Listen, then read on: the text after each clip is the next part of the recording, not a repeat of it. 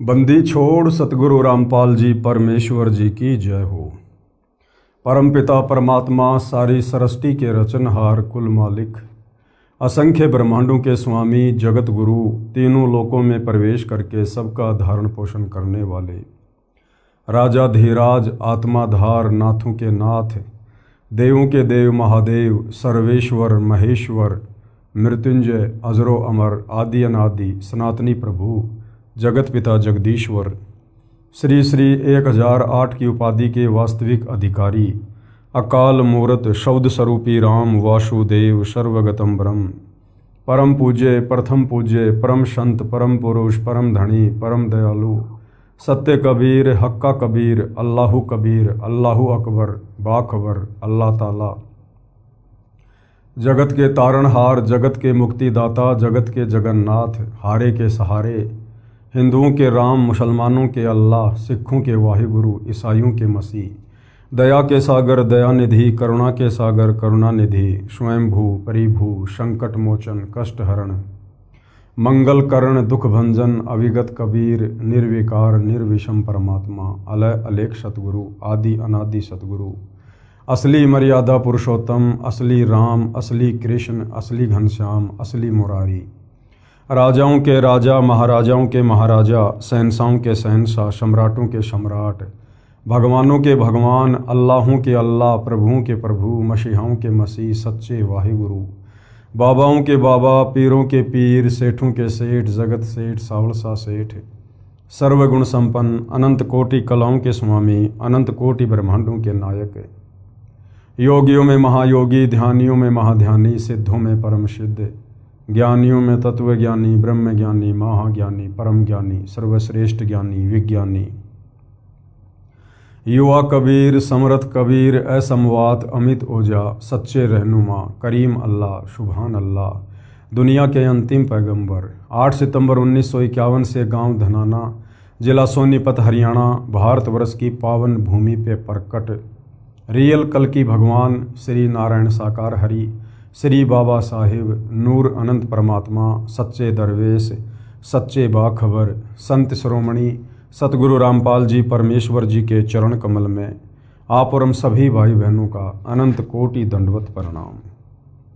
सत्साई भाई और बहनों, बहुत बड़ी दया बहुत बड़ी मेहर पूज्य गुरुदेव भगवान की परमेश्वर रामपाल जी की, जिनके शुभ आशीर्वाद से विशेष आशीर्वाद से उन्हीं के सत्संगों के ऊपर बन चुकी पवित्र आध्यात्मिक पुस्तक कबीर बड़ा या कृष्ण के ऊपर वीडियो बनाने की श्रृंखला जारी है। इसी श्रृंखला में आज हमारा ये 34वें नंबर का वीडियो है। भाई और बहनों, इस पवित्र पुस्तक कबीर बड़ा या कृष्ण के प्रत्येक वीडियो से विशेषकर हिंदू समाज से जुड़े भाई बहनों को अध्यात्म को लेकर भक्ति मार्ग को लेकर शास्त्र अनुकूल सत साधना को लेकर वो तमाम जानकारियाँ उपलब्ध हो रही हैं, जो जानकारियाँ हमारे ही धर्म ग्रंथों में चारों वेदों में गीता जी में और पुराणों में वर्णित थी, लेकिन तत्व ज्ञान के अभाव से हमारे नादान धर्म गुरु वो जानकारी इन शास्त्रों से निकाल कर हमारे आत्मिक कल्याण के लिए हमें नहीं दे पाए। और ये आत्मा युगों युगों से जिन आध्यात्मिक सवालों को लेकर घूम रही है, जिन आध्यात्मिक सवालों के समाधान ना होने के कारण, उनके जवाब ना मिल पाने के कारण हम युगों युगों से जन्म और मरण के चक्कर में पड़े हुए हैं।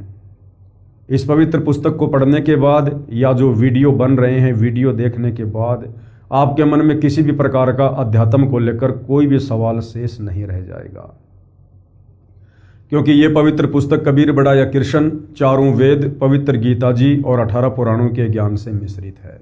अर्थात इन तमाम धर्म ग्रंथों का सार निकालकर परमेश्वर रामपाल जी ने इस पवित्र पुस्तक में डाल रखा है। तो यदि आपने निष्पक्ष होकर धैर्य के साथ रुचि लेकर इस पवित्र पुस्तक को पढ़ा तो आपके सारे संशय दूर होंगे। तो भाई और बहनों, हमारा जो विषय चल रहा है वो है कबीर बड़ा या कृष्ण, सुप्रीम गॉड कौन है। एक तरफ जहां हिंदू धर्म के तमाम धर्म गुरु आचार्य शंकराचार्य श्री कृष्ण उर्फ विष्णु को परमात्मा बताते हुए उनके वकील बनकर जनता की अदालत में खड़े हुए हैं। उनका कहना है कि श्री कृष्ण उर्फ विष्णु जी ही पूर्ण परमात्मा है, चारों वेद, पवित्र गीता, 18 पुराण इन्हीं की महिमा का गुणगान करते हैं। यही सृष्टि को बनाते हैं, यही सृष्टि का पालन पोषण करते हैं और अंत में यही संहार करते हैं। ये अविनाशी हैं, अजर अमर हैं, इनके कोई माता पिता नहीं है और इन्हीं की भक्ति से मुक्ति होगी। तो दूसरी तरफ जनता की अदालत में कबीर जी के वकील सतगुरु रामपाल जी ने उन्हीं तमाम हिंदू धर्म ग्रंथों को दिखा दिखा कर ये प्रमाणित कर दिया है कि श्री कृष्ण उर्फ विष्णु ये नाशवान हैं, इनका जन्म होता है, इनकी मृत्यु होती है, ये अजरो अमर नहीं है, अविनाशी नहीं है, इनके माता पिता हैं, इनकी माँ का नाम देवी दुर्गा है, इनके पिता का नाम काल ब्रह्म है और इनकी भक्ति से इनकी स्वयं की मुक्ति भी नहीं है, इनके साधकों की मुक्ति कहाँ से होगी। और प्रमाण के रूप में चारों वेद, पवित्र गीता और 18 पुराण ही रख दिए हैं। तो जनता जो अब शिक्षित है, पढ़ी लिखी है, अपनी आंखों से सारे प्रमाण अपने धर्म ग्रंथों में लिखे हुए देखकर सत्य मानने को मजबूर हो रही है और अध्यात्म में रुचि लेते हुए सतगुरु रामपाल जी से तरह तरह के सवाल कर रही है, जो सवाल वर्षों से उनके दिमाग में घूम रहे थे, परंतु कोई भी धर्मगुरु उनका शास्त्र प्रमाणित जवाब नहीं दे पा रहा था। अटपट अवश्य करते थे, परंतु आत्मा स्वीकार नहीं करती थी। तो अब आत्मा को वो तमाम सवालों के जवाब मिल रहे हैं, आत्मा संतुष्ट हो रही है, हर व्यक्ति की भक्ति करने में रुचि बढ़ रही है। तो जनता की अदालत में कबीर परमेश्वर जी की लीलाओं का वर्णन हो रहा है कि चारों युगों में कबीर परमात्मा जी आते हैं। वेदों में उनको कवि, कबीर, कबीर अग्नि आदि नामों से पुकारा जाता है। वो परमात्मा सतयुग में भी आते हैं, त्रेता युग में भी आते हैं, द्वापर में भी आते हैं और कलयुग में भी आते हैं। और एक एक लीला वो परमात्मा शिशु रूप में प्रकट होकर आजीवन लीलामय तरीके से यहाँ तत्व ज्ञान प्रचार करने की भी करते हैं। तो सतयुग में हमने देखा कि किस प्रकार से कबीर परमात्मा जी सत सुकृत ऋषि के नाम से प्रकट हुए थे, अपने तत्व ज्ञान का प्रचार किया था। एक कमल के विकसित फूल पर शिशु रूप में प्रकट हुए थे और जैसा कि वेदों में लिखा है कि उस परमात्मा की बाल्यकाल में परवरिश कवारी गायों के दूध से होती है, वैसा ही सतयुग में हुआ था। और ये लीला कबीर परमेश्वर जी के ऊपर ही फिट बैठती है, अन्य किसी भी देव, महादेव, ब्रह्मा, विष्णु, महेश, राम या कृष्ण के ऊपर सटीक नहीं बैठती है। और बहुत सी आत्माओं को परमेश्वर ने अपनी शरण में लिया, उनका उद्धार किया। उसके बाद वही कबीर परमात्मा सतलोक से चलकर गति करके शिशु रूप में त्रेता युग में भी प्रकट होते हैं। आज हम त्रेता युग में परमेश्वर जी किस प्रकार लीलामय तरीके से प्रकट हुए थे, क्या क्या उन्होंने लीलाएं की, आज उस विषय पर हम आगे बढ़ेंगे। त्रेता युग में कबीर परमेश्वर जी का प्रकट होना। धर्मदास जी ने प्रश्न किया जिंदा रूप में कबीर परमात्मा जी से। धर्मदास जी ने पूछा, हे बंदी छोड़, आप त्रेता युग में मुनिंद्र ऋषि के नाम से अवतरित हुए, उस युग में किन किन पुण्यात्माओं ने आपकी शरण ग्रहण की? उत्तर है, हे धर्मदास, त्रेता युग में मैं मुनिंद्र ऋषि के नाम से प्रकट हुआ। त्रेता युग में भी मैं एक शिशु रूप धारण करके कमल के फूल पर प्रकट हुआ था। वेदों में लिखा है कि वो परमात्मा प्रत्येक युग में शिशु रूप में किसी तालाब पर एक कमल के फूल पर प्रकट होता है। अब भाइयों और बहनों, कमल के फूल पर प्रकट होने की लीला ना श्री विष्णु जी ने की, ना श्री ब्रह्मा जी ने की और ना शंकर जी ने की, ना श्री राम ने की, ना श्री कृष्ण जी ने की। तो वेदों के अनुसार जो परमेश्वर के प्रकट होने की लीलाएं लिखी हुई हैं वो केवल कबीर जी पर ही फिट बैठती हैं। एक वेद विज्ञ नामक ऋषि तथा सूर्या नामक उसकी साध्वी पत्नी थी। वे प्रतिदिन सरोवर पर स्नान करने जाते थे। उनकी आयु आदि से अधिक हो चुकी थी। वह निसंतान दंपत्ति मुझे अपने साथ ले गए तथा संतान रूप में पालन किया। प्रत्येक युग में जिस समय मैं एक पूरे जीवन रहने की लीला करने आता हूँ, मेरी परवरिश कवारी गायों से होती है। ये वेदों में लिखा हुआ है परमेश्वर की महिमा में। ये उनकी पहचान है जो वेदों में लिखी है कि बाल्यकाल में कबीर परमेश्वर की प्रत्येक युग में जब वे शिशु रूप में प्रकट होते हैं तो कवारी गायों के दूध से उनकी परवरिश होती है। बाल्यकाल से ही मैं तत्व ज्ञान की वाणी उच्चारण करता हूँ, जिस कारण से मुझे प्रसिद्ध कवि की उपाधि प्राप्त होती है। यानी वेदों में जो कवि नाम लिखा है वो कबीर परमात्मा जी का ही है। क्यों? क्योंकि परमात्मा बाल्यकाल से ही कविताओं के माध्यम से, दोहों के माध्यम से, चौपाइयों के माध्यम से, लोकोक्तियों के माध्यम से, श्लोकों के माध्यम से अपने तत्व ज्ञान का प्रचार करते हैं, जिस कारण उस कबीर परमेश्वर को प्रसिद्ध कवि की उपाधि भी दी जाती है जो वेदों में लिखा हुआ है। जिस कारण से मुझे प्रसिद्ध कवि की उपाधि प्राप्त होती है, परंतु ज्ञानहीन ऋषियों द्वारा भ्रमित जनता मुझे न पहचान कर एक कवि की उपाधि प्रदान कर देती है। लोग सोच लेते हैं कि कबीर जी तो केवल एक कवि ही थे। भाई और बहनों, आज तक का इतिहास है, इस धरती पर ना जाने कितने कवि हुए हैं। कालिदास जी, सूरदास जी, रविदास जी और भी ना जाने कितने कवि हुए हैं। किसी भी कवि का कोई शिष्य नहीं था। कबीर जी यदि मात्र एक कवि होते तो 650 साल पहले जहां हिंदुस्तान की पूरी जनसंख्या 4 करोड़ थी, उसमें से 64 लाख उनके शिष्य थे। आज से 650 साल पहले जातिवाद अपनी चरम सीमा पर था और कबीर परमात्मा जो जुलाहे की भूमिका कर रहे थे, एक धानक जुलाहे की भूमिका कर रहे थे, 650 साल पहले किसी धानक को अपना गुरु धारण करना तो दूर, कोई पंडित किसी धानक को अपना शिष्य भी धारण नहीं करता था।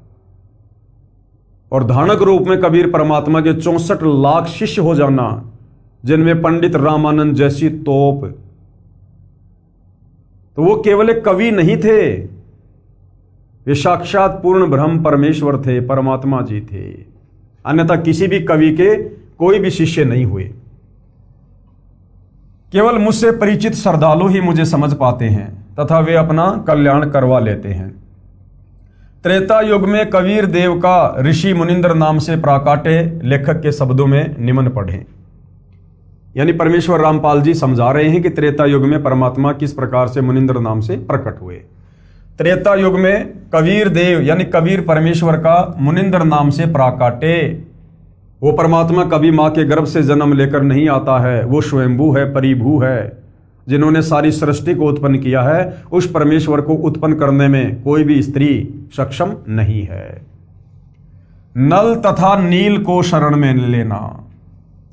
त्रेता युग में स्वयंभू कबीर देव, स्वयंभू यानी स्वयं प्रकट होने वाला, कबीर परमेश्वर रूपांतर करके यानी अपने तेजोमय शरीर को, जिस तेजोमय शरीर में परमात्मा सतलोक में सिंहासन पर बैठे रहते हैं, जिनके एक रोम का इतना प्रकाश है, 1 करोड़ सूरज, 1 करोड़ चंद्रमा, इनसे भी कहीं ज्यादा चमक है। परमेश्वर अपने उस तेजोमय शरीर को हल्का करके आप और हमारी तरह एक मानव सदृश्य बन के और यहां पर आप और हमें ज्ञान समझाने के लिए प्रकट होते हैं। अपने रूप को रूपांतरण करके मुनिंद्र ऋषि के नाम से आए हुए थे। एक दिन अनल अर्थात नल तथा अनिल अर्थात नील ने मुनिंद्र साहिब का सत्संग सुना। दोनों भगत आपस में मौसी के पुत्र थे। माता पिता का देहांत हो चुका था। नल तथा नील दोनों शारीरिक व मानसिक रोग से अत्यधिक पीड़ित थे। सर्व ऋषियों व संतों से कष्ट निवारण की प्रार्थना कर चुके थे। सर्व ऋषियों व संतों ने बताया था कि ये आपका प्रारब्ध का पाप कर्म का दंड है। यानी नल और नील, ये तेरे भाग्य में लिखा हुआ है, ये तुम्हारी किस्मत में लिखा हुआ है, ये नहीं कट सकता, ये दुख तुमने भोगना ही पड़ेगा। उन तमाम साधु संत महात्मा ऋषियों ने जवाब दिया, ये आपको भोगना ही पड़ेगा, इसका कोई समाधान नहीं है। दोनों दोस्त जीवन से निराश होकर मृत्यु की प्रतीक्षा कर रहे थे। सत्संग के उपरांत जो ही दोनों ने परमेश्वर कबीर देव यानी कबीर परमेश्वर उर्फ मुनिंद्र ऋषि जी के चरण छुए तथा परमेश्वर मुनिंद्र जी ने सिर पर हाथ रखा तो दोनों का असाध्य रोग छू मंतर हो गया, अर्थात दोनों नल तथा नील स्वस्थ हो गए। इस अद्भुत चमत्कार को देखकर प्रभु के चरणों में गिर गिर कर घंटों रोते रहे तथा कहा, आज हमें प्रभु मिल गया जिसकी हमें वर्षों से खोज थी। उससे प्रभावित होकर ऋषि मुनिंद्र जी से नाम दीक्षा ले लिया। मुनिंद्र साहिब जी के साथ ही सेवा में रहने लगे। पहले ऋषियों व संतों का समागम पानी की व्यवस्था देखकर नदी के किनारे होता था। नल और नील दोनों बहुत प्रभु प्रेमी तथा भोली आत्माएं थी। परमात्मा में श्रद्धा बहुत हो गई थी, सेवा बहुत किया करते थे। समागमों में रोगी व वृद्ध व विकलांग भक्तजन आते तो उनके कपड़े धोते तथा बर्तन साफ करते, उनके लोटे और गिलास साफ कर दिया करते थे, परंतु थे भोले से दिमाग के। कपड़े धोने लग जाते तो सत्संग में जो प्रभु की कथा सुनी होती उसकी चर्चा करने लग जाते। दोनों भगत प्रभु चर्चा में बहुत मस्त हो जाते और वस्तुएं दरिया के जल में कब डूब जाती उनको पता भी नहीं चलता। किसी की 4 वस्तु लेकर जाते तो 2 वस्तु वापस ला कर देते थे। भगत जन कहते थे कि भाई आप सेवा तो बहुत करते हो, परंतु हमारा तो बहुत काम बिगाड़ देते हो। अब ये खोई हुई वस्तुएं हम कहां से लेकर आए? आप हमारी सेवा ही करनी छोड़ दो, हम अपनी सेवा आप ही कर लिया करेंगे। नल तथा नील रोने लग जाते थे कि हमारी सेवा न छीनो, अब की बार नहीं खोएंगे, परंतु फिर वही काम करते, प्रभु की चर्चा में लग जाते और वस्तुएं डूब जाती। भगत जनों ने मुनिंदर जी से प्रार्थना की कि आप नल तथा नील को समझाओ, ये न तो मानते हैं और कहते हैं तो रोने लग जाते हैं। हमारी तो आदि वस्तुएं भी वापस नहीं लाते। बर्तन व वस्त्र धोते समय वे दोनों भगवान की चर्चा में मस्त हो जाते हैं और वस्तुएं डूब जाती हैं। मुनिंदर साहिब ने 1-2 बार नल नील को समझाया, वे रोने लग जाते थे कि साहिब हमारी ये सेवा ना छीनो। सतगुरु मुनिंदर साहिब ने आशीर्वाद देते हुए कहा, बेटा नल तथा नील खूब सेवा करो, आज के बाद आपके हाथ से कोई भी वस्तु चाहे पत्थर या लोहा भी क्यों ना हो जल में नहीं डूबेगी। नल और नील को त्रेता युग में मुनिंदर नाम से आए हुए कबीर परमेश्वर जी ने आशीर्वाद दिया था कि मैं तुम्हें आशीर्वाद देता हूं, आज के बाद तुम्हारे हाथों से जल में छोड़ी गई कोई भी वस्तु नहीं डूबेगी, चाहे पत्थर हो चाहे लोहा हो। आगे का जो प्रकरण है भाइयों और बहनों, वो नल और नील के इस आशीर्वाद से जुड़ा हुआ है। समुद्र पर रामचंद्र के पुल के लिए पत्थर तैराना। अब भाइयों और बहनों, रामायण के इस प्रकरण को लेकर जब श्री रामचंद्र जी समुद्र पर पुल बनाने की तैयारी कर रहे थे, तरह तरह की भ्रांतियां, तरह तरह की अफवाहें हमारे हिंदू समाज में फैली हुई थी। कोई कह दिया करता था श्री रामचंद्र जी समर्थ थे, उनके आशीर्वाद से पानी पर पत्थर तैर गए। कोई कहता था हनुमान जी ने पत्थरों पर राम राम लिख दिया, जिस कारण से पत्थर तैर गए। यानी ना कोई सिर था ना कोई पैर था। अब वास्तव में जिसने पत्थर तैराए थे वही तो आकर बता सकता है। तो वर्तमान में सतगुरु रामपाल जी ने, तत्वदर्शी संत ने यह सच्चाई बताई है, यथार्थता बताई है कि वास्तव में उस समय पुल बनाने के लिए उन पत्थरों को पानी पर किसने तैराया था, किसकी शक्ति से वो पानी पर तैरे थे। एक समय की बात है कि सीता जी को रावण उठाकर ले गया। भगवान राम को पता भी नहीं कि सीता जी को कौन उठा ले गया। दुनिया श्री रामचंद्र जी को, दशरथ पुत्र श्री रामचंद्र जी को परमात्मा की संज्ञा देती है, अंतर्यामी की संज्ञा देती है। अगर श्री रामचंद्र जी परमात्मा होते, अंतर्यामी होते, तो क्या अंतर्यामी भगवान को यह भी पता न चलता कि मेरी पत्नी को कौन उठा कर ले गया है? वृक्षों से रोते हुए लिपट लिपट कर पूछ रहे हैं मेरी सीता को कौन ले गया। हिरणों से, मृगों से लिपट लिपट कर पूछ रहे हैं मेरी सीता को कौन ले गया। यानी भगवान को नहीं पता। और भगवान के एक सेवक हनुमान ने सीता जी की खोज कर दी। यानी भगवान को नहीं पता और भगत पता ढूंढ के ले आया। तो बताओ फिर हनुमान बड़ा हुआ या श्री रामचंद्र बड़ा हुआ? लेकिन भाइयों और बहनों, इस तत्व ज्ञान के बिना, तत्वदर्शी संत की शरण के बिना हम इस प्रकार के सवाल करना तो बहुत दूर, हम अपने दिमाग में लेकर भी नहीं आ सकते हैं। एक समय की बात है कि सीता जी को रावण उठाकर ले गया। भगवान राम को पता भी नहीं कि सीता जी को कौन उठा ले गया। श्री रामचंद्र जी इधर उधर खोज करते हैं। हनुमान जी ने खोज करके बताया कि सीता माता लंकापति रावण की कैद में है।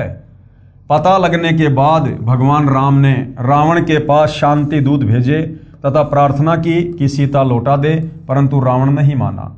युद्ध की तैयारी हुई, तब समस्या ये आई कि समुद्र से सेना कैसे पार उतरे।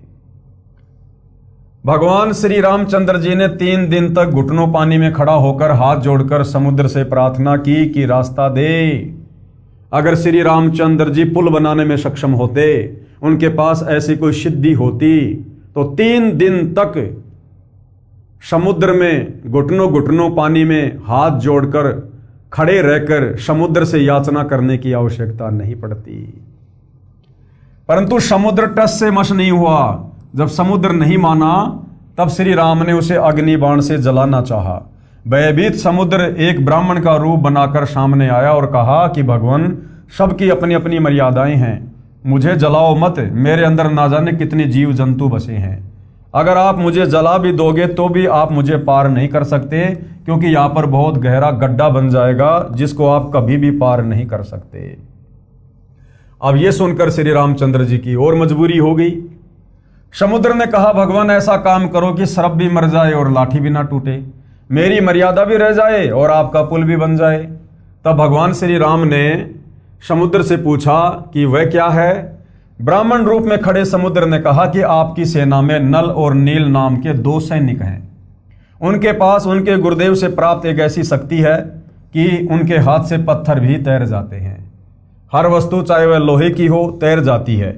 श्री रामचंद्र ने नल तथा नील को बुलाया और उनसे पूछा कि क्या आपके पास कोई ऐसी शक्ति है।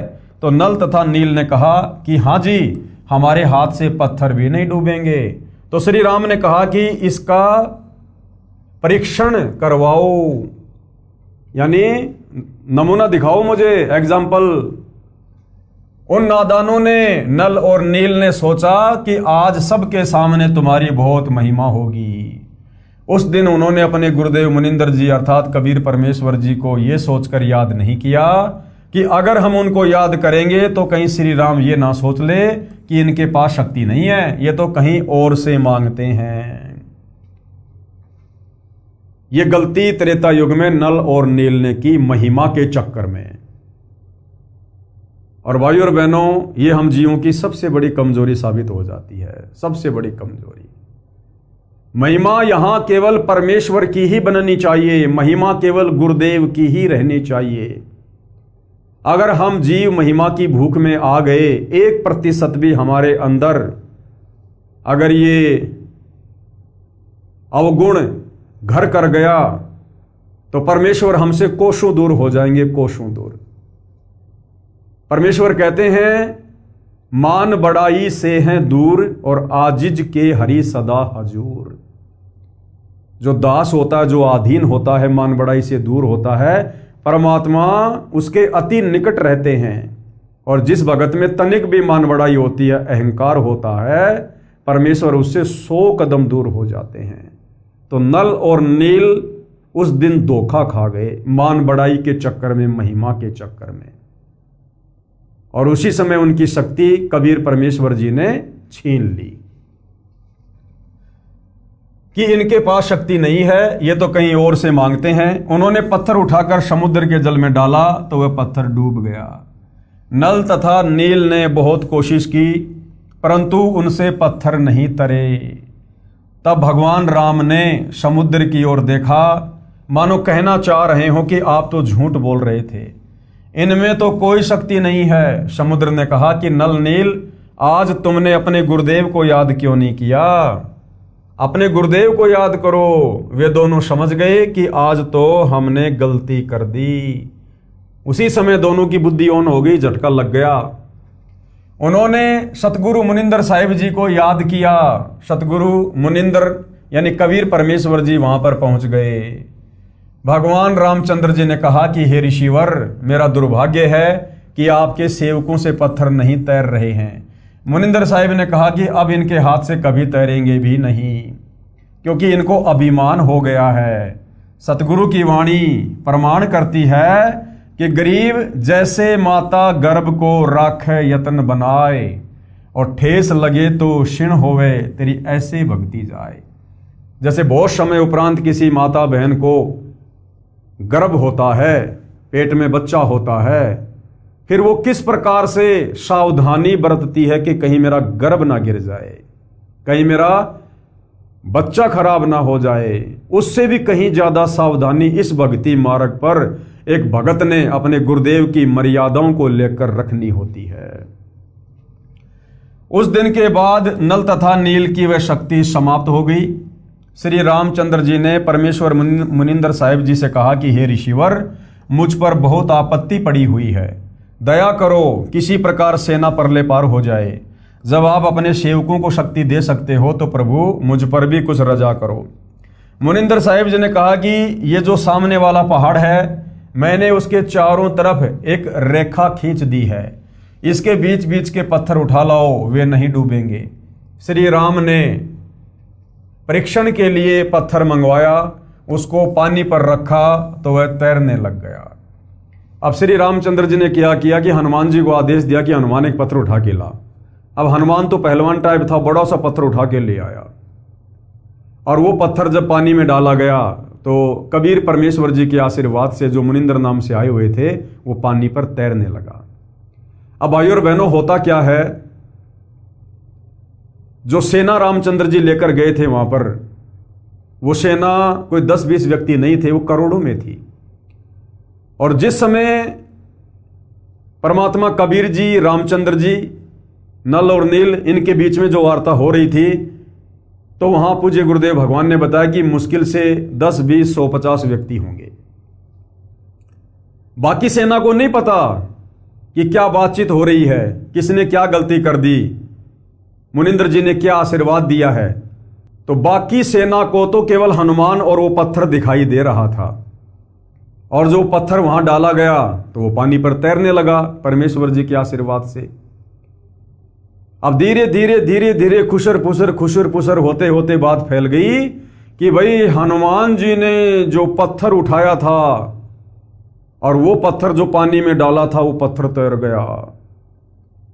तो इस प्रकार से अफवाहें फैल गई, और लंका से विजय प्राप्त करने के बाद जब लोग वापस अपने अपने घरों पर आए तो ये अफवाह हर जगह फैल गई कि हनुमान जी पत्थरों के ऊपर राम राम लिख दिया करते थे, जिस कारण से पत्थर समुद्र पर तैरने लग जाया करते थे। नल तथा नील कारीगर यानी शिल्पकार भी थे। हनुमान जी प्रतिदिन भगवान याद किया करते थे, उनसे अपनी दैनिक क्रिया भी करते रहने के लिए राम राम भी लिखता रहा, और पहाड़ के पहाड़ उठाकर ले आता था। नल नील उनको जोड़ तोड़ कर पुल में लगा देते थे। इस प्रकार पुल बना था। धर्मदास जी कहते हैं, रहे नल नील यतन कर हार, तब सतगुरु से करी पुकार।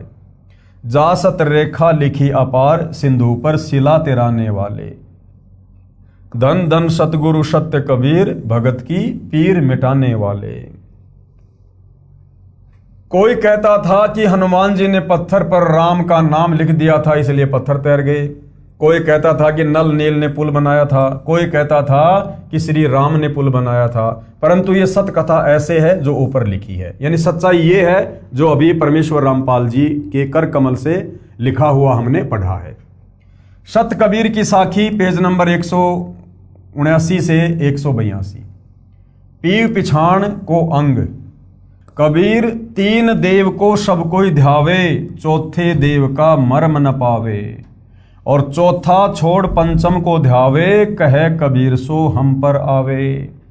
कबीर परमात्मा जी कहते हैं कि इस काल के लोक में 21 ब्रह्मांड में तत्व ज्ञान के अभाव में तीन देवता ब्रह्मा विष्णु महेश को हर कोई पूजता है भगवान मानकर, और चौथे देव का मर्म न पावे। चौथा है ब्रह्मा विष्णु महेश का पिता ब्रह्म काल निरंजन, और कहते हैं चौथा छोड़ पंचम को ध्यावे, चौथे को भी छोड़ दो। काल ब्रह्म की भक्ति से भी मोक्ष नहीं है। चौथा छोड़ पंचम को ध्यावे। पांचवा कौन है? कबीर परमात्मा। जो कोई कबीर परमेश्वर जी को इष्ट मानकर पूजेगा, कहे कबीर सो हम पर आवे। यानी अपनी महिमा परमात्मा खुद ही बता रहे हैं कि उसका पूर्ण मोक्ष होगा, वो आत्मा सतलोक जाएगी। आगे क्या बताया? कबीर ओंकार निश्चय भया, ये करता मत जान। ओंकार, ये जो ओम मंत्र है, इस काल ब्रह्म का है। कहते हैं इसको पूर्ण परमात्मा मान के धोखा मत खाओ। साचा शब्द कबीर का पर्दे माही पहचान। तत्वदर्शी संत से उपदेश लेकर कबीर परमेश्वर का वास्तविक मोक्ष वाला मंत्र क्या है उसको पहचानो। कबीर राम कृष्ण अवतार हैं, इनका ना ही संसार। ये श्री राम श्री कृष्ण ये तो केवल अवतार हैं। कभी यहां ब्रह्मा जी का कोई अवतार आ जाता है काल प्रेरणा से, कभी विष्णु का, कभी शंकर का। तो राम और कृष्ण तो श्री विष्णु जी के अवतार थे। इनका ना ही संसार, इन्होंने सृष्टि को नहीं रचा। और जिन साहिब संसार किया और जिस परमात्मा ने पूरी सृष्टि को रचा, सो किन्हू न जन्या नार। उस कबीर परमात्मा को जन्म देने में कोई भी स्त्री सक्षम नहीं है। वो परमात्मा जन्म लेकर नहीं आता। जिस कबीर भगवान ने सृष्टि रची है वो जन्म लेकर नहीं आता है, वो स्वयंभू है, वो प्रकट होता है। राम और श्री कृष्ण की तरह वो जन्म लेकर नहीं आता है। कबीर चार बुझा के भजन में भूल पड़े सब संत। ये ब्रह्मा विष्णु महेश चार चार बुझा के भगवान हैं। कहते हैं इन्हीं की भक्ति में पूरा संसार भूला हुआ है, इनसे ऊपर किसी को परमात्मा नहीं मानता। कबीरा सुमरो तासु को जाके भुजा अनंत। और अपने आप को छुपाते हुए कबीर परमात्मा कह रहे हैं कि मैं कबीर तो उस भगवान की भक्ति करता हूं जिसकी भुजा अनंत है, जो अनंत कोटि कलाओं का स्वामी है, अर्थात सारी सृष्टि का मालिक कबीर भगवान। कबीर समुद्र पाट लंका गए सीता को भरतार। और ताही अगस्त मुनि पी गयो इनमें कौन करतार। परमेश्वर हमें समझाना चाहते हैं कि नादानो, तुमने केवल श्री रामचंद्र जी को इसी बात से भगवान मान लिया कि उन्होंने समुद्र के ऊपर पुलिया बना दिया था। हालांकि पुलिया किसने बनाया ये हमें अब पता चल गया। फिर भी जैसा भी हम लोकवेद में सुना करते थे दंत कथा में कि श्री रामचंद्र जी ने पुल बना दिया। चलो तुम्हारे अनुसार श्री रामचंद्र जी ने पुल बना दिया, जिस कारण से तुम उसको परमात्मा मानते हो। तो परमेश्वर कहते हैं कि एक अगस्त नाम का ऋषि था, उसने तो सातों समुद्रों को एक घूंट में पी लिया था अपनी सिद्धि शक्ति से। तुम्हारे रामचंद्र जी ने तो केवल समुद्र पे पुलिया ही बनाया। अगस्त ऋषि ने तो एक घूंट में सातों समुद्रों को सुखा दिया था। तो बताओ फिर सबसे बड़ा भगवान कौन। अगर इसी आधार से तुम रामचंद्र को भगवान मानते हो तो फिर तो अगस्त मुनि तुम्हारे रामचंद्र जी से भी बड़ा भगवान हुआ। लेकिन ये पहचान भगवान की नहीं है। कबीर गिरवर धार्यो कृष्ण जी। गिरवर का अर्थ होता है पहाड़ों में श्रेष्ठ पहाड़। गिरी मानी पहाड़, वर यानी श्रेष्ठ। गिरवर धार्यो कृष्ण जी यानी श्री कृष्ण जी ने द्रोणागिरी गिरवर को, पहाड़ को उठा लिया था। और द्रोणागिरी हनुमंत, और हनुमान जी ने द्रोणागिरी पहाड़ को उठा लिया था संजीवनी बूटी के लिए। और शेष नाग सब सृष्टि सहारी, इनमें कौन भगवंत। यानी परमात्मा जी पाखंड का खंडन कर रहे हैं कि तुम श्री कृष्ण जी को मात्र इसलिए भगवान मानते हो कि उन्होंने द्रोणागिरी पहाड़ को उठा लिया था। हालांकि उस पहाड़ को श्री कृष्ण जी का रूप बनाकर कबीर परमात्मा जी ने ही उठाया था। जिस प्रकार समुद्र पर उन्होंने वो पत्थरों को हल्का करके रामचंद्र जी का पुलिया बनवाया था।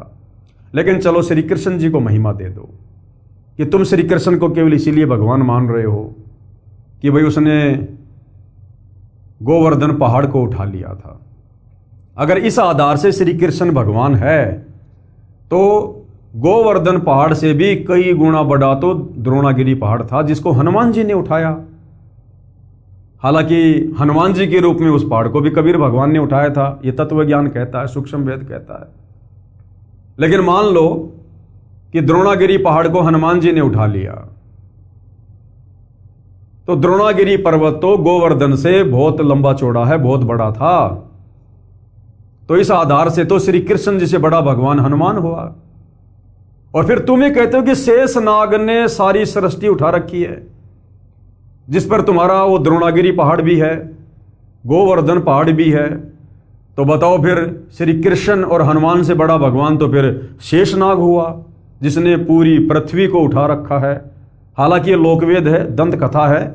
ये पृथ्वी, पहाड़, ये सारे लोक, ब्रह्मांड, ये सब कबीर परमात्मा जी की वचन शक्ति से स्थिर हैं, किसी के सींग पर या किसी के फण पे नहीं है। लेकिन परमात्मा पाखंड का खंडन कर रहे हैं कि तुमने केवल लोकवेद सुन रखा है, दंत कथाओं के आधार पर तुम इन भगवानों की महिमा कर रहे हो जो इस महिमा के योग्य नहीं हैं। इस सारी सृष्टि को कबीर परमेश्वर जी ने रचा है, बनाया है, और उस कबीर परमात्मा के लिए रत्ती भर भी भार नहीं है सारी सृष्टि का, रत्ती भर भी। परमेश्वर कहते हैं अनंत कोटि ब्रह्मांड का एक रति नहीं भार, और सतगुरु पुरुष कबीर हैं ये कुल के सृजनहार। कबीर काटे बंधन विपत्ति में कठिन किया संग्राम, चीनोरे नर प्राणियां गरुड़ बड़ो की राम। अब परमेश्वर हमें समझाना चाहते हैं, हमारी बंद बुद्धि को खोलना चाहते हैं कि तुम जिस विष्णु अवतार श्री रामचंद्र जी को परमात्मा मानकर पूज रहे थे, विचार करो जब श्री रामचंद्र जी और रावण के बीच में युद्ध हो रहा था तो श्री रामचंद्र उसके भाई लक्ष्मण को, अंगद को, सुग्रीव को, हनुमान को, जितने बड़े बड़े योद्धा थे, और रामचंद्र जी की पूरी सेना को जो करोड़ों में थी, अपनी सिद्धि शक्ति से रावण ने नाग फांस में बांध दिया था। यानी अपनी सिद्धि से नाग रावण ने जो है प्रकट कर दिए थे, और उन नागों ने यानी उन सर्पों ने लपेटे दे दिए सबके, जैसे एक को बांध दिया करते हैं उस प्रकार से सबको अपने लपेटे में ले लिया उन सर्पों ने। यानी वो युद्ध करने की स्थिति में नहीं रहे। उस समय तुम्हारे श्री रामचंद्र जी ने, जिनको तुम परमात्मा कहते हो, समर्थ कहते हो, उन्होंने अपने वाहन गरुड़ पक्षी से याचना की, उसको पुकारा कि मेरी रक्षा करो। और कहते हैं उसी समय वो गरुड़ पक्षी आया और सिद्धि से बहुत सारे गरुड़ उत्पन्न हो गए और अपनी चोंच से उन सर्पों को काटा। हालांकि भाइयों और बहनों, जब स्वामी फैल हो गया तो सेवक की बेचारी की क्या हैसियत है कि वो अपने स्वामी के बंधन काट दे। तो उस गरुड़ के रूप में भी उस सेना के बंधन इस कबीर भगवान ने ही काटे थे। ये सूक्ष्म वेद कहता है, ये तत्व ज्ञान कहता है। तो कहने का मतलब है, दंत कथा के आधार से जो हम सुनते थे कि श्री रामचंद्र जी सहित उनकी सेना को नाग फांस में बांध दिया गया था, फिर उनके वाहन ने, उस गरुड़ पक्षी ने आकर उनको बंधन मुक्त किया। तो बताओ फिर वो गरुड़ पक्षी बड़ा हुआ या श्री राम बड़ा हुआ, जिसने श्री राम के भी बंधन काटे आपत्ति के समय? तो फिर बड़ा कौन हुआ, गरुड़ बड़ा हुआ या रामचंद्र बड़ा हुआ? यानी कोई सिर पैर भाई और बहनों अध्यात्म का आज से पहले नहीं था। अब परमेश्वर रामपाल जी ने आकर अपना तत्व ज्ञान देकर अपने आशीर्वाद से सबकी बुद्धि ऑन की है। कबीर कहे कबीर चित चेत हूं, शब्द करो निर्वार, और श्री राम ही करता कहते हैं भूल पड़े संसार।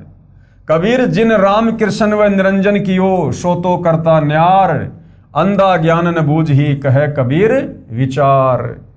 परमेश्वर कबीर जी द्वारा विभीषण तथा मंदोदरी को शरण में लेना। अब ये भी हमारे विशेषकर हिंदू समाज में एक बहुत बड़ी भ्रांति है कि विभीषण श्री रामचंद्र जी का भगत था। नहीं, विभीषण श्री रामचंद्र जी की भक्ति नहीं करता था।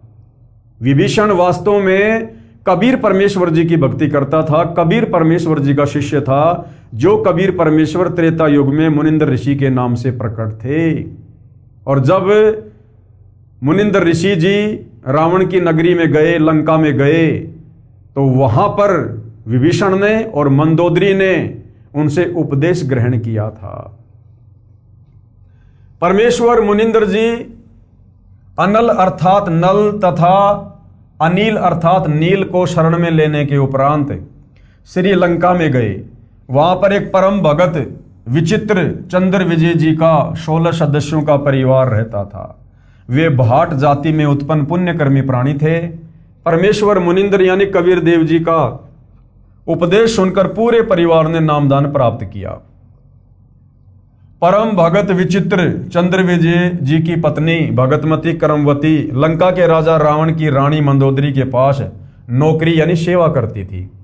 रानी मंदोदरी को हंसी मजाक, अच्छे मंदे चुटकुले सुनाकर उसका मनोरंजन कराती थी। भगत चंद्र विजय राजा रावण के पास दरबार में नौकरी सेवा करता था।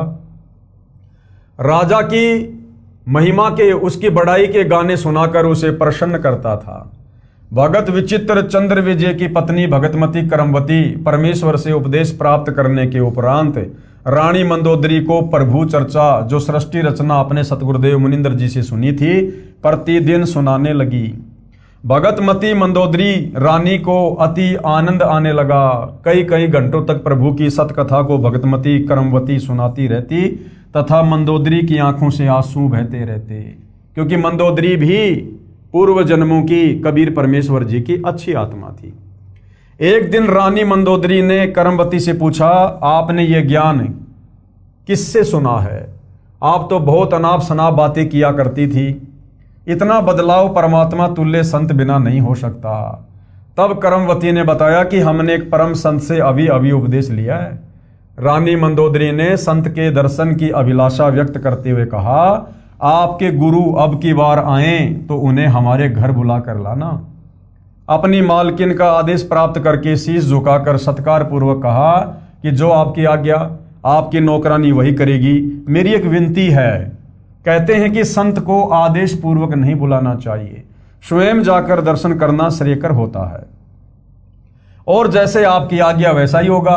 महारानी मंदोदरी ने कहा कि अब के आपके गुरुदेव जी आए तो मुझे बताना, मैं स्वयं उनके पास जाकर दर्शन करूंगी।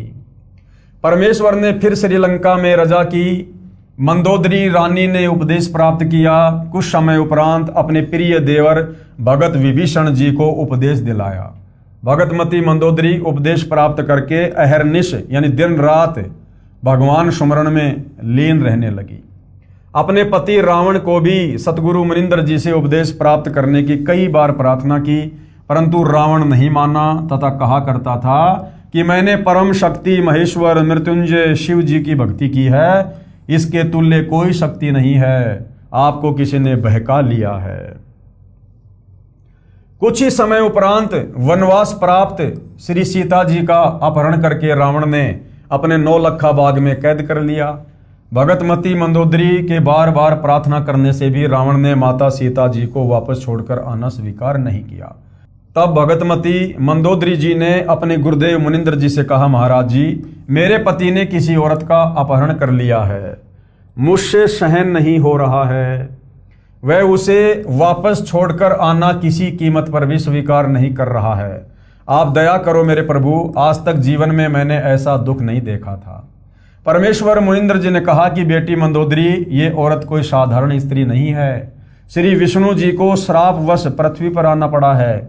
वे अयोध्या के राजा दशरथ के पुत्र रामचंद्र नाम से जन्मे हैं। इनको 14 वर्ष का वनवास प्राप्त है तथा लक्ष्मी जी स्वयं सीता रूप में इनकी पत्नी रूप में वनवास में श्री राम के साथ थी। उसे रावण एक साधु वेश बनाकर धोखा देकर उठा लाया है। ये स्वयं लक्ष्मी ही सीता जी है। इसे शीघ्र वापस करके क्षमा याचना करके अपने जीवन की भिक्षा याचना रावण करे तो इसी में इसका शुभ है। अब मंदोदरी और ज्यादा डर गई। भगतमती मंदोदरी के अनेकों बार प्रार्थना करने से रावण नहीं माना तथा कहा कि वे 2 मशखरे जंगल में घूमने वाले मेरा क्या बिगाड़ सकते हैं।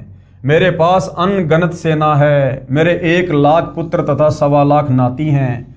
मेरे पुत्र मेघनाथ ने स्वर्ग राज इंद्र को पराजित कर उसकी पुत्री से विवाह कर रखा है। 33 करोड़ देवताओं को हमने कैद कर रखा है। अब बताओ भाइयों और बहनों, आज हमारे धर्मगुरु जिन देवी देवताओं की हमसे पूजा करवाते हैं, उन देवी देवताओं को तो रावण ने अपने कैद में डाल रखा था। ये देवी देवता इतने बेबस और इतने लाचार हैं और इनकी भक्ति करवाकर हमें मोक्ष दिलाने का ठेका ले रहे थे हमारे धर्मगुरु। जिस रावण ने 33 करोड़ देवी देवताओं को कैद में डाल रखा था, उन देवताओं से अच्छा तो रावण की भक्ति है। रावण की पूजा करनी चाहिए फिर तो, जिसने देवी देवताओं को भी कैद में डाल रखा था युद्ध में पराजित करके। और ये हमारे नादान धर्मगुरु इन देवी देवताओं की इतनी महिमा करके समाज में इनको इतना महिमावान घोषित कर रखा कि बस इन्हीं की भक्ति से पूर्ण मोक्ष होगा। तो ऐसे भाइयों और बहनों, अध्यात्म के नाम पर पूरे समाज का इन धर्मगुरुओं ने हिंडोला बना रखा है। तू मुझे उन 2 बेसहारा जंगल में विचर रहे वनवासियों को भगवान बताकर डराना चाहती है।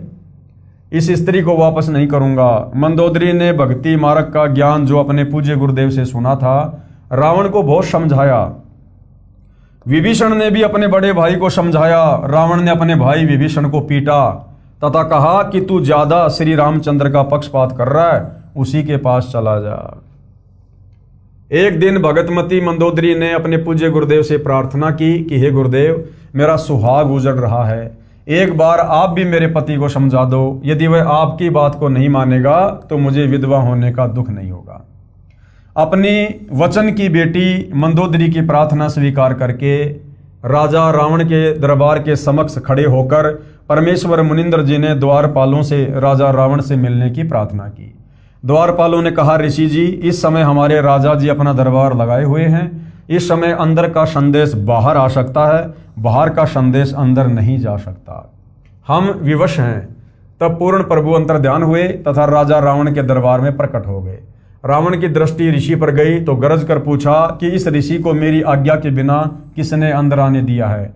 उन द्वारपालों को लाकर मेरे सामने कत्ल कर दो। तब परमेश्वर ने कहा, राजन, आपके द्वारपालों ने स्पष्ट मना कर दिया था, उन्हें पता नहीं कि मैं कैसे अंदर आ गया। रावण ने पूछा कि तू अंदर कैसे आया? तब पूर्ण प्रभु मुनिंद्र वेश में अदृश्य होकर पुनः प्रकट हो गए तथा कहा कि मैं ऐसे आ गया। रावण ने पूछा कि आने का कारण बताओ। तब प्रभु ने कहा कि आप योद्धा होकर एक अबला का अपहरण कर लाए हो। ये आपकी शान और शूरवीरता के खिलाफ है। सीता कोई साधारण औरत नहीं है, ये स्वयं लक्ष्मी जी का अवतार है। श्री रामचंद्र जी जो इसके पति हैं वे स्वयं विष्णु हैं। इसे वापस करके अपने जीवन की भिक्षा मांगो, इसी में आपका श्रेय है, यानी आपका हित है, आपका भला है। इतना सुनकर तमोगुण भगवान शिव का उपासक रावण क्रोधित होकर नंगी तलवार लेकर सिंहासन से दौड़ता हुआ कूदा तथा उस नादान प्राणी ने तलवार के अंधाधुंध 70 वार ऋषि जी को मारने के लिए किए। परमेश्वर मुनिंद्र जी ने एक झाड़ू की सींक हाथ में पकड़ी हुई थी, उसको ढाल की तरह आगे कर दिया। रावण के 70 वार उस नाजुक सींक पर लगे। ऐसे आवाज हुई जैसे लोहे के खंभे पर तलवार लग रही हो, और सींक टक से मश भी नहीं हुई। रावण को पसीने आ गए, फिर भी अपने अहंकार वश नहीं माना। ये तो जान लिया कि ये कोई साधारण ऋषि नहीं है। रावण ने अभिमान वश कहा कि मैंने आपकी एक भी बात नहीं सुननी है, आप जा सकते हैं। परमेश्वर जी अंतर्ध्यान हो गए तथा मंदोदरी को सर्व वृत्तांत सुनाकर प्रस्थान किया। रानी मंदोदरी ने कहा, गुरुदेव, अब मुझे विधवा होने में कोई कष्ट नहीं होगा। श्री रामचंद्र व रावण का युद्ध हुआ, रावण का वध हुआ। जिस लंका के राज्य को रावण ने तमोगुण भगवान शिव की कठिन साधना करके 10 बार शीश न्योछावर करके प्राप्त किया था, वह क्षणिक सुख भी रावण का चला गया तथा नरक का भागी हुआ। इसके विपरीत पूर्ण परमात्मा के सतनाम साधक विभीषण को बिना कठिन साधना किए पूर्ण प्रभु की सत्य साधना व रजा से लंका देश का राज्य भी प्राप्त हुआ, क्योंकि रावण के मरने के बाद में विभीषण का राज्याभिषेक कर दिया गया था। हजारों वर्षों तक विभीषण ने लंका का राज्य का सुख भोगा तथा प्रभु कृपा से राज्य में पूर्ण शांति रही। सभी राक्षस व्यक्ति विनाश को प्राप्त हो चुके थे। भगतमती मंदोदरी तथा भगत विभीषण तथा परम भगत चंद्र विजय जी के परिवार के पूरे 16 सदस्य तथा अन्य जिन्होंने पूर्ण परमेश्वर का उपदेश प्राप्त करके आजीवन मर्यादावत सतभक्ति की, वे सर्व साधक यहाँ पृथ्वी पर भी सुखी रहे तथा अंत समय में परमेश्वर के विमान में बैठकर सतलोक यानी शाश्वत स्थानम में चले गए।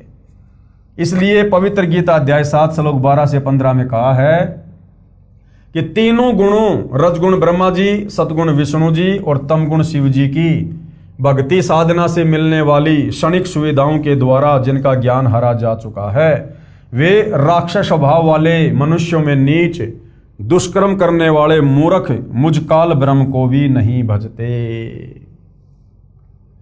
फिर गीता अध्याय 7 श्लोक 18 में गीता बोलने वाला काल ब्रह्म जो ब्रह्मा विष्णु महेश का पिता है, क्या कह रहा है कि कोई एक अच्छी आत्मा मेरी यानी ब्रह्म की ही साधना करता है, क्योंकि उनको तत्वदर्शी संत नहीं मिला। वे भी नेक आत्माएं मेरी अनुत्तम यानी अति श्रेष्ठ यानी घटिया गति में आश्रित रह गए। वे भी पूर्ण मुक्त नहीं हैं। इसलिए पवित्र गीता अध्याय 18 श्लोक 62 में कहा कि हे अर्जुन, तू सर्वभाव से उस परमेश्वर की यानी पूर्ण परमात्मा अर्थात तत् ब्रह्म की शरण में जा। उसकी कृपा से ही तो परम शांति तथा सतलोक अर्थात सतनाम परम धाम को प्राप्त होगा। गीता ज्ञानदाता यानी काल ब्रह्म कह रहा है। इसलिए पुण्यात्माओं से निवेदन है कि आज इस दासन के भी दास यानी सतगुरु रामपाल जी अपने लिए कह रहे हैं कि मेरे पास पूर्ण परमात्मा प्राप्ति की वास्तविक विधि प्राप्त है, निःशुल्क उपदेश लेकर लाभ उठाओ। आगे धर्मदास जी ने प्रश्न किया कबीर परमेश्वर जी से धर्मदास जी ने प्रश्न किया कि हे प्रभु, कुछ श्रद्धालु भी श्री हनुमान जी की पूजा करते हैं, ये शास्त्र विरुद्ध है या अनुकूल है? तो उत्तर क्या दिया परमेश्वर ने?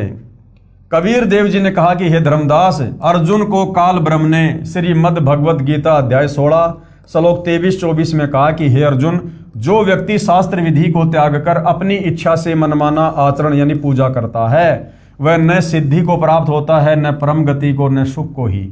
गीता अध्याय 16 श्लोक 23। इससे तेरे लिए कर्तव्य अर्थात जो करने योग्य भक्ति कर्म तथा अकर्तव्य अर्थात न करने योग्य जो त्यागने योग्य जो कर्म है, उनकी व्यवस्था में शास्त्र में लिखा उल्लेख ही प्रमाण है। यानी कौन सी भक्ति करनी चाहिए, कौन से भक्ति कर्म करने चाहिए और कौन से नहीं करने चाहिए, शास्त्र ही प्रमाण है। किसी की दंत कथा पे, सुनी सुनाई बातों पे यकीन मत करना। ऐसा जानकर तू शास्त्र विधि से नियत भक्ति कर्म अर्थात साधना ही करने योग्य है। गीता अध्याय 16 श्लोक 24। हे धर्मदास जी, गीता अध्याय 7 श्लोक 12 से 15 व 20 से 23 तथा गीता अध्याय 9 श्लोक 20 से 23 तथा 25 में गीता ज्ञानदाता काल ब्रह्म ने तीनों देवताओं रजगुण ब्रह्मा, सदगुण विष्णु तथा तमगुण शिव की पूजा करना भी व्यर्थ कहा है। फिर भला हनुमान जी की पूजा शास्त्र अनुकूल कैसे हो जाएगी? जब गीता अध्याय 7 श्लोक नंबर 12 से 15 में 20 से 23 में ब्रह्मा विष्णु महेश की पूजा करने के लिए भी मना किया गया है गीता ज्ञानदाता काल ब्रह्म के द्वारा, तो हनुमान जी तो ब्रह्मा विष्णु महेश से बड़े नहीं हो सकते। तो हनुमान जी की पूजा भी मनमाना आचरण है, शास्त्र विरुद्ध साधना है। भूतों की पूजा, पितरों की पूजा व अन्य सर्व देवताओं की पूजा को भी अविधि पूर्वक यानी शास्त्र विरुद्ध बताया गया है। हनुमान तो राम भगत थे, वे स्वयं भी भक्ति करते थे तथा अन्य को भी राम की भक्ति करने को ही कहा करते थे। यदि कोई भगत दूसरे भगत की पूजा करता है, वह शास्त्र विधि विरुद्ध होने से व्यर्थ है। त्रेता युग में मैंने हनुमान को भी शरण में लिया था। तो परमेश्वर जी कह रहे हैं कि हनुमान जी तो एक भगत थे और वो तो दूसरों को भी श्री रामचंद्र जी की भक्ति करने की सलाह दिया करते थे। अब यदि भगत एक भगत की पूजा करेगा तो ये तो शास्त्रों के खिलाफ है, ये तो भक्ति विधान के खिलाफ है। भगत ने तो भगवान की पूजा करनी चाहिए। और इन नादान धर्म गुरु आचार्य शंकराचार्यों के गुमराह करने के चलते आज पूरा हिंदू समाज इन भक्तों की पूजा में लगा हुआ है, यानी हनुमान जी की पूजा में लगा हुआ है, जो शास्त्र विरुद्ध है। हनुमान जी को भी त्रेता युग में कबीर परमेश्वर जी ने, जो मुनिंद्र ऋषि के नाम से आए हुए थे, हनुमान जी को भी अपनी शरण में लिया था। और अंत में हनुमान जी ने श्री रामचंद्र जी की भक्ति को छोड़कर और मुनिंद्र ऋषि जी की भक्ति को स्वीकार कर लिया था। ये प्रकरण भी आने वाले समय में आप भाई बहनों को सुनाया जाएगा, बताया जाएगा। परमेश्वर रामपाल जी के कर कमल से लिखित अन्य पुस्तकों में इसका वर्णन अच्छे से किया गया है। तो भाइयों और बहनों, ये त्रेता युग की अमर कथा है जिसमें कबीर परमात्मा वेदों में लिखी अपनी महिमा के अनुसार, उनकी लीलाओं के अनुसार प्रकट हुए। नल और नील को अपनी शरण में लिया, मंदोदरी को लिया, विभीषण को लिया, राजा चंद्र विजय और उसके परिवार को लिया। और किस प्रकार से कबीर परमेश्वर जी ने उन पत्थरों को हल्का किया अपनी वचन शक्ति से, और फिर श्री रामचंद्र जी का वो पुलिया बनवाया गया। तो इस प्रकार की कुछ लीलाएं त्रेता युग में कबीर परमेश्वर जी ने की और अपनी वेदों में लिखी उसी महिमा के अनुसार परमात्मा जी शिशु रूप में प्रकट हुए और बाल्य अवस्था में कवारी गायों के दूध से उनकी परवरिश हुई, जो वेदों में लिखा हुआ है। तो ये कुछ जानकारी थी त्रेता युग में परमेश्वर के प्रकट होकर आने की लीलाओं की। अगले एपिसोड में हम चर्चा करेंगे कि ठीक इसी प्रकार वही कबीर परमात्मा फिर द्वापर युग में भी वेदों में लिखी अपनी महिमा के अनुसार शिशु रूप में एक कमल के विकसित फूल पर प्रकट होते हैं और एक निसंतान दंपत्ति उनको उठाकर ले जाते हैं और उनके बचपन में जो परवरिश होती है पालन पोषण की, वो कवारी गायों के दूध से ही होती है। और द्वापर युग में परमेश्वर जी ने किन किन आत्माओं को अपना ज्ञान बताया, किन किन को शरण में लिया और कैसे उनका उद्धार किया। इस विषय पर हम विशेष चर्चा कल के एपिसोड में करेंगे, परमेश्वर जी की महिमा के अंतर्गत। तो जनता की अदालत में सतगुरु रामपाल जी इन अमर कथाओं को जनता के सामने रख रहे हैं और जनता इन अमर कथाओं को सुनकर गदगद हो रही है और भक्ति में उनकी रुचि बढ़ रही है। ये सिलसिला लगातार जारी रहेगा जब तक परमेश्वर जी की अमर कथा का समापन नहीं हो जाता है। तो आज के एपिसोड में केवल इतना ही। कल परमेश्वर की सेवा में फिर हाजिर होंगे। तब तक पूज्य गुरुदेव भगवान हम सबको आज्ञा दे, आशीर्वाद दे, सद्बुद्धि दे, हमारा मार्गदर्शन करे। बंदी छोड़ सतगुरु रामपाल जी परमेश्वर जी की जय हो।